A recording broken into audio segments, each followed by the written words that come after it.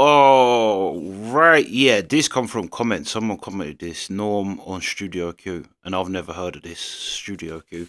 So yeah, let's go. I I am doing well. Sweet. So the question on everyone's mind is, are you going to host this show? Are you gonna Are you gonna permanently host this show? No, I won't. No, I prefer you.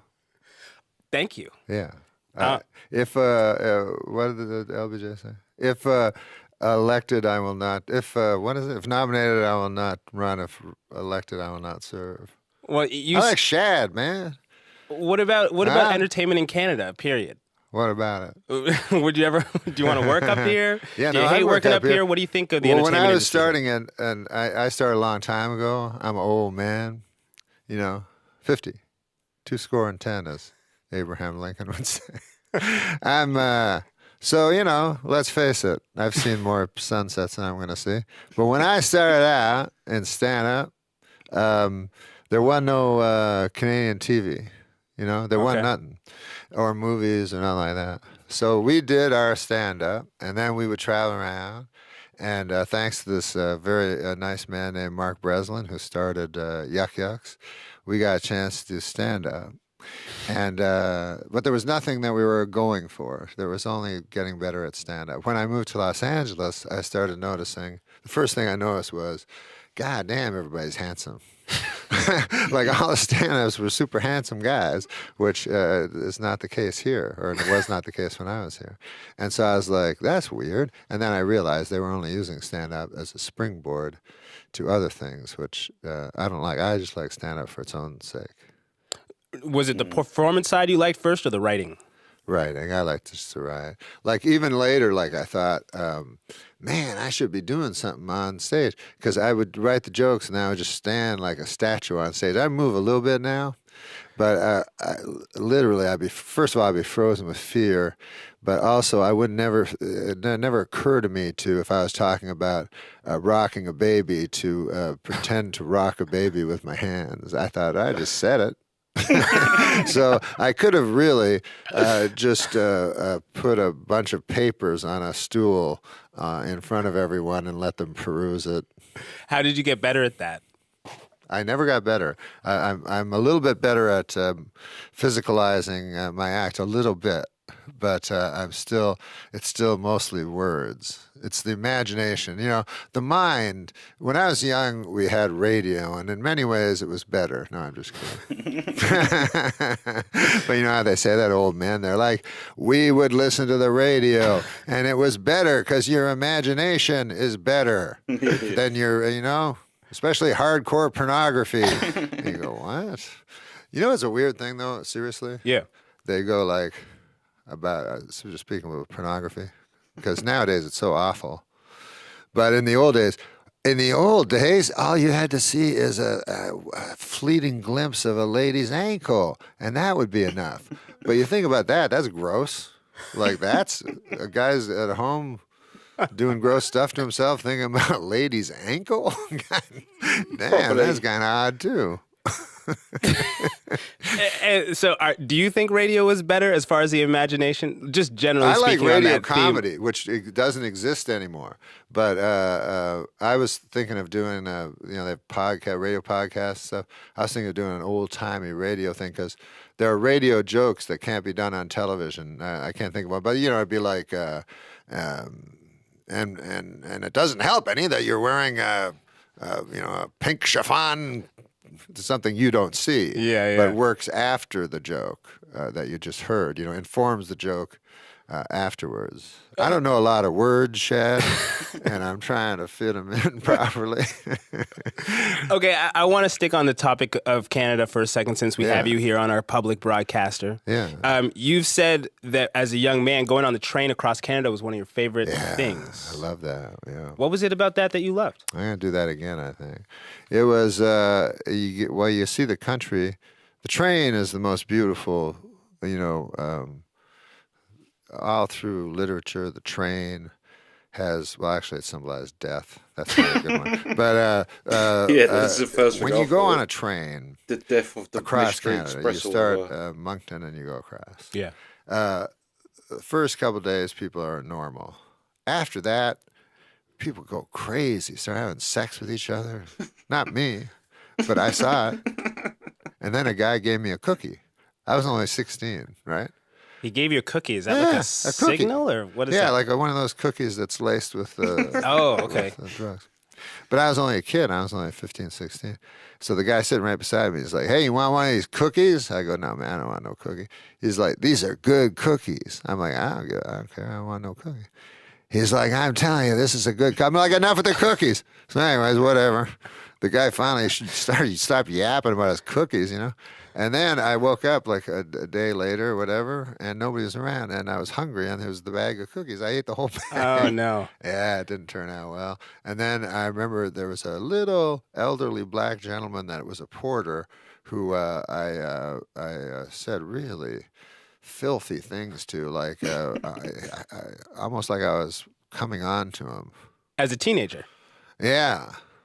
Because of the cookies? Because of the cookies, I figured I'd have my sexual awakening with a 78-year-old man. But you went back onto the train, though.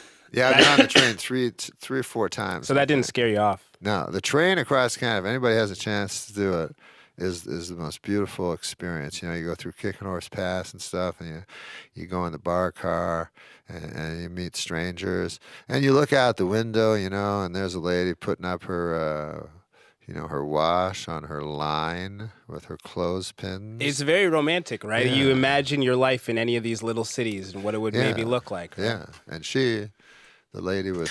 I have to say there's an element of truth to what Norm's saying.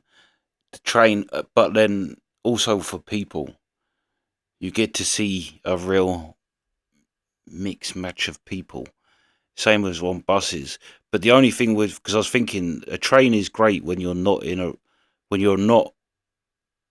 on there in a rush, but that's like basically never. The only time you're on a train is when you've got to get somewhere. But on the odd times where you get to, you're not in that rush. I know what he's saying, and it goes all on the back of people's gardens, and you get to see a lot of life, especially here as well. Maybe Canada was a bit different across country or whatever, but you go from here to central London, you're going to see a lot. Imagines your life. Yeah. And you brought up Moncton. That's where the train line starts. Yes, sir. And you tweeted a really great story about your friend Phil. Oh, yeah. In Moncton. Could you tell us about that? There was some unpleasantness in Moncton a year ago or so. The shooting. With the shooting, yeah. Which is something that happens in our times. That didn't happen when I was a boy. But, I knew an old man there who my friend Shaggy... That wasn't his real name, but he sounded like the dude from Scooby-Doo. And so we all laughed about that because we'd eat Count Chocula and smoke marijuana. And so he said, I was going to Moncton. I just started taking the train. And I said, I get some work. He said, oh, yeah, my old man's there, Phil. And so anyways, when this unpleasantness happened in Moncton, it was the Kings were in the finals, Yeah. Los Angeles, and I was there, and I had a ticket.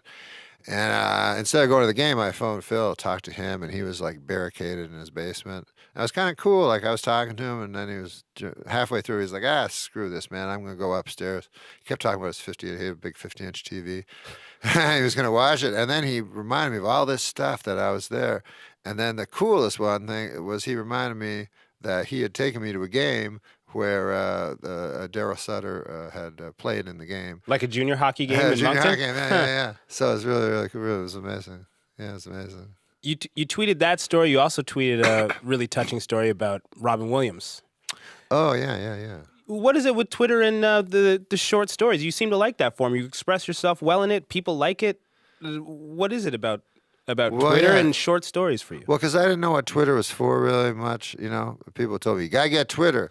And I was like, no, people just say that, I'm eating a hamburger, stuff like that. That's what I thought it was. Yeah, which it kind of is. A lot of it is, yeah.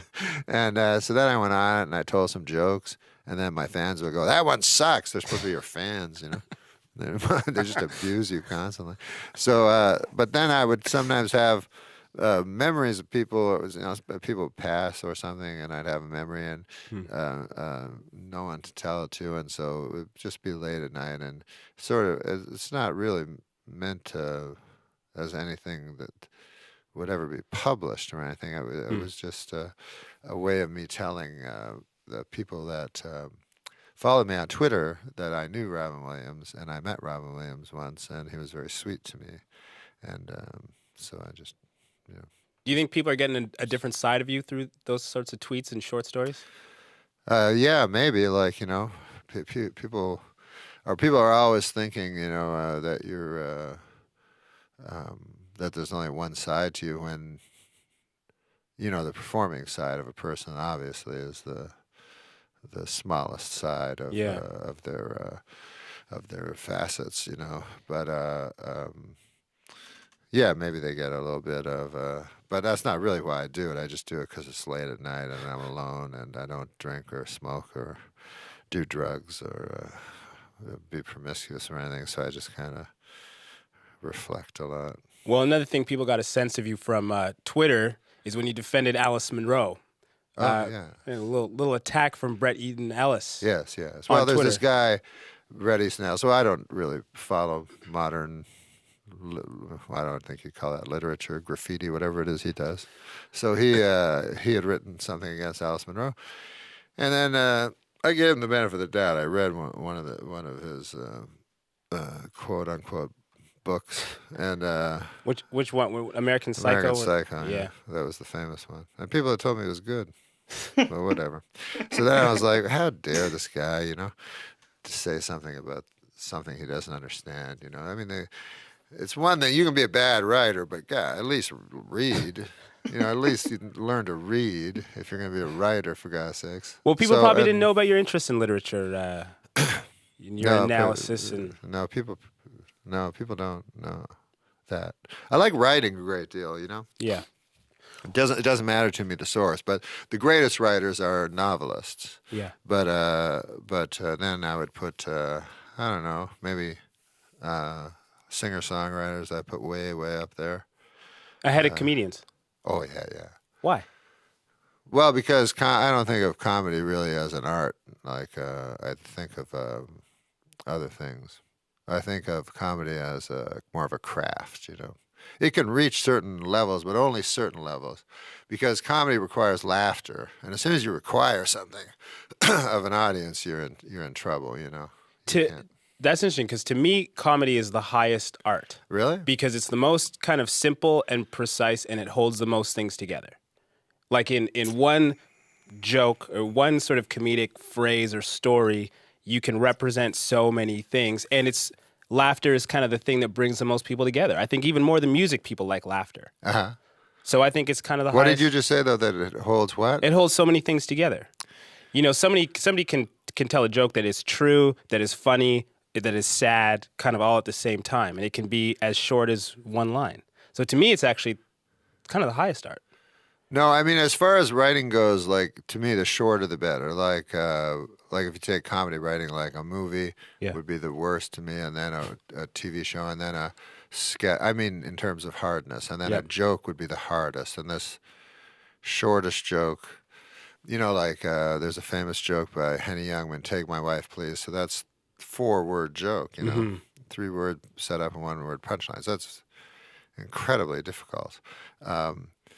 But no, the reason I was saying is because you have to produce laughter. So you can have a layered joke, but you can't have something that can be interpreted by different people in different ways, because you have to create a noise at a certain time, and that noise has to be consistent. So every single person in that audience has to understand.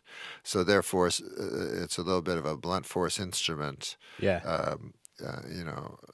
But there is a way to bring art, Into comedy. But it's more difficult. I have to say, my favorite. I'm not usually serious about stuff, so yeah. I'm not good at it. No, that's great. I have to say, probably my favorite thing about you, and I told you I saw your show in Vancouver. Uh-huh. I pretty much paid the ticket, however much it was, to hear you say the phrase "on account of." That is, like, to me, the funniest thing. On account of? On account of. Well, it's a kind of Canadian phrase, I think. Did that just strike you as funny, or is it? mean, Did you ever analyze that? There's something about that that's just hilarious. I paid $50 to hear you say that live. On account of? Yeah. Well, I grew up, Shad. My father was old when he had me. Yeah. And he was 50, a little older than 50. And then I grew up in rural Canada, very barren soil, and everybody was old except me and my brothers. So everybody was like 50. All my dad's friends were 50. So I grew up with all the old guys, and so I took on a lot of their phrases and stuff like that. I'm my old chunk of coal. Like I remember my dad would say, "She's no hell," and it was such a weird phrase to me. But that meant she's nothing special. She's not that pretty. Okay. She's no hell. But you'd think it would be she's no heaven. Yeah. But so I'd learn phrases like that. And fans also love your fearlessness on stage. On account of what? On account of you going on, talk shows. Even Conan O'Brien has talked about how you're unpredictable. He never knows what you're gonna do. Well, what happens is in talk shows they tell you, not here, but in Letterman and Conan stuff, they pre-interview you. So you tell a story to the pre-interviewer, then he tells Letterman. Then you go on and tell Letterman. He already knows the story. Yeah. So when I first started, I was like, I just made up a whole bunch of stories that I didn't tell. So I'd tell the pre-interviewer a bunch of stories. Then I get on Letterman, he'd ask me, and I'd tell him all different stories to surprise him, So he wouldn't know the story, because that sucks if a guy's already heard the story. And so then finally they decided, what's the use, But do Letterman and Conan and these guys like when you throw something new at them, or are they like? No, they like it. Yeah, they like it. They're cool with it. Because, Letterman's the funniest guy I've ever met. So he's like, you got to keep up with him. He's very, very difficult to stay with, because he's just so funny and so fast and so super sharp. And, I remember one of my first things I ever did, it was this joke that it was in my act. It had been in my act for a year or whatever. And I did it on panel with him, talking. Panel is when you just talk to the guy. And, then he did a line right after it that was funnier than all the thing. I was like, damn, I worked for a year on that joke, and you just thought of it out of your crazy big mind. Did you first meet him doing stand-up, or did you first meet him on that show? No, on that show. He did stand-up for a very short time when I was a young boy, but he was not a stand-up.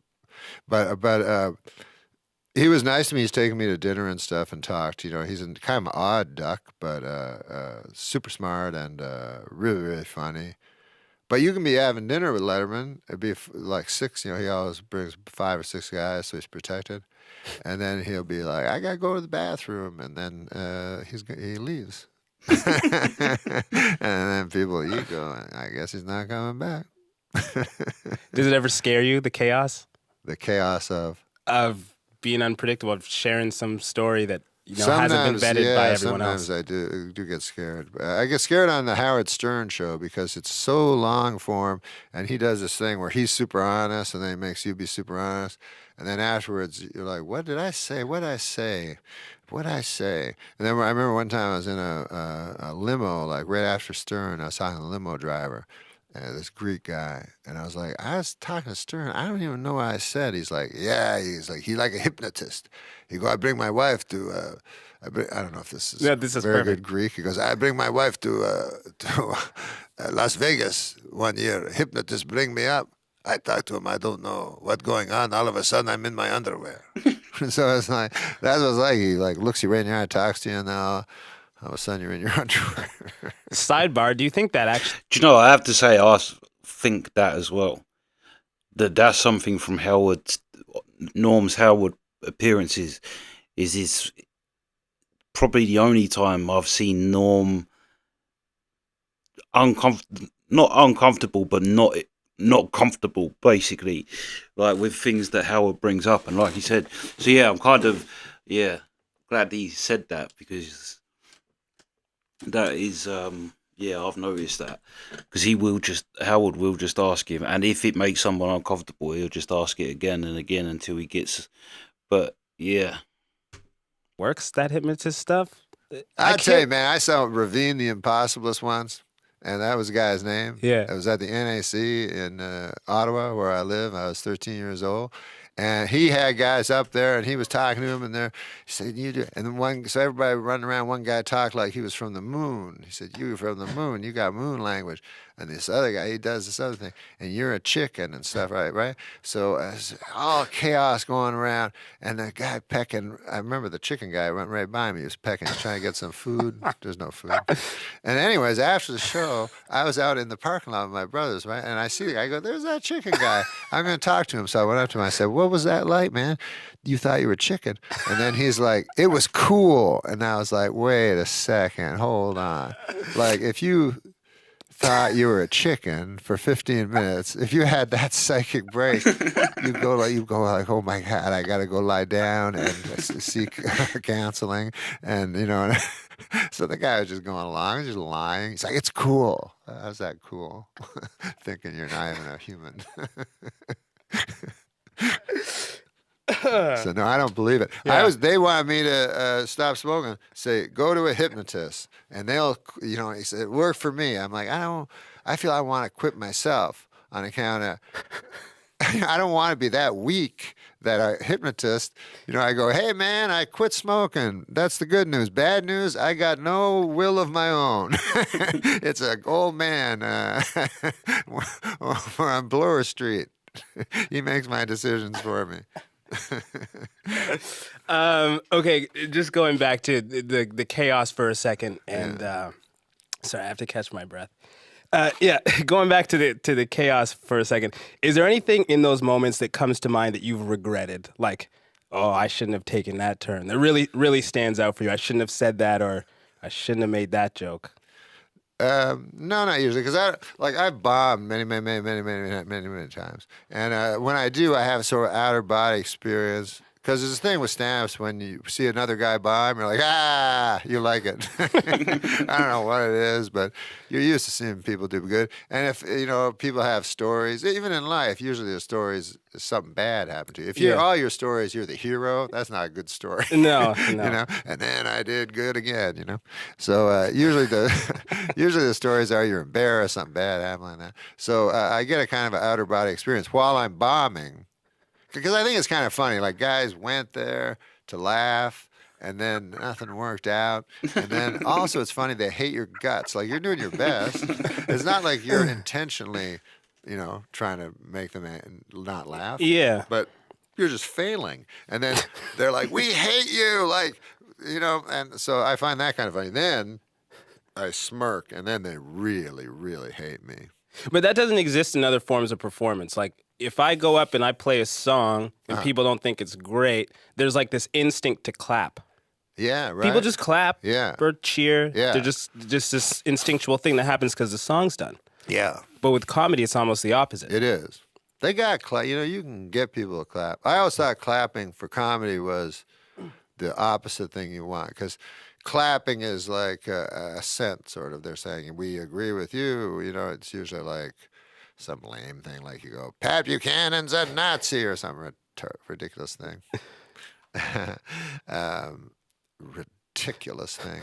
And but laughter is involuntary. Yeah. Laughter is like, people don't expect or want to laugh, but applause is like, "Yes, we agree. You are right. George Bush started a war." yeah, and that is something that makes Patrice stand out. And Norm, to be fair. Norm has the same effect, but Patrice has too, where you watch every time Patrice moves on from one subject onto the next, he brings up a subject and the audience instantly pulls back as if I'm not sure whether I should laugh. And then within a couple of minutes or a couple of seconds, he's got them laughing because he says, yeah. And that's what Patrice says is the art of comedy, is to make people laugh at when they don't want to. Like, Like, well, where's the goddamn joke? We got to wrap up, All right, unfortunately. baby, but you are awesome. well, thank you. You were great, and I hope you helped. stay. I hope you stay. You stay here, do the job. That'd be awesome. Thank you very much. I'd love to have you back if I do. Yeah, that would be great.